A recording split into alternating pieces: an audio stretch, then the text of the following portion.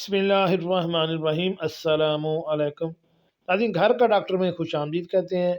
आज की हमारी इस वीडियो का मौजू मुंह से बदबू क्यों आती है, इसकी क्या वजूहात हैं और इसके लिए क्या इलाज हैं। नाज़रीन, आपने अक्सर लोगों को देखा होगा कि जब उनसे आपसे वो मुखातिब होते हैं तो उनसे मुंह से अजीब तरह की बदबू या स्मेल आती है जो आपको नागवार गुजरती है।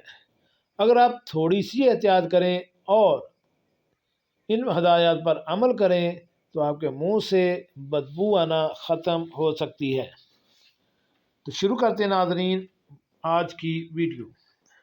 नाज़रीन, हमारे मुंह में बहुत से बैक्टीरिया होते हैं जो कि हमारे खाने के ज़र्रात जो कि मुंह में रह जाते हैं इनसे रिएक्ट करते हैं और कुछ ऐसे कंपाउंड्स पैदा करते हैं जिनसे बदबू आती है।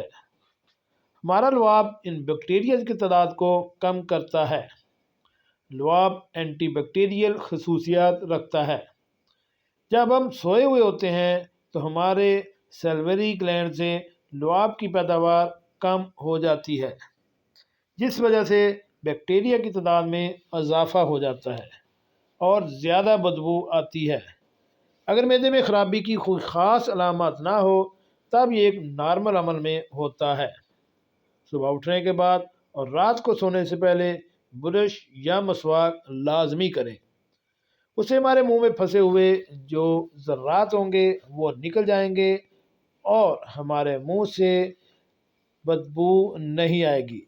इसके अलावा अगर आप मैदे के मरीज़ हैं, आपके मैदे में तेज़ाबियत, गैस और बदहज़मी रहती है तो आप इस चीज़ का फ़ौरन से पहले इलाज करवाएं, क्योंकि मुंह में बदबू आने की अक्सर लोगों में यही वजूहात होती हैं।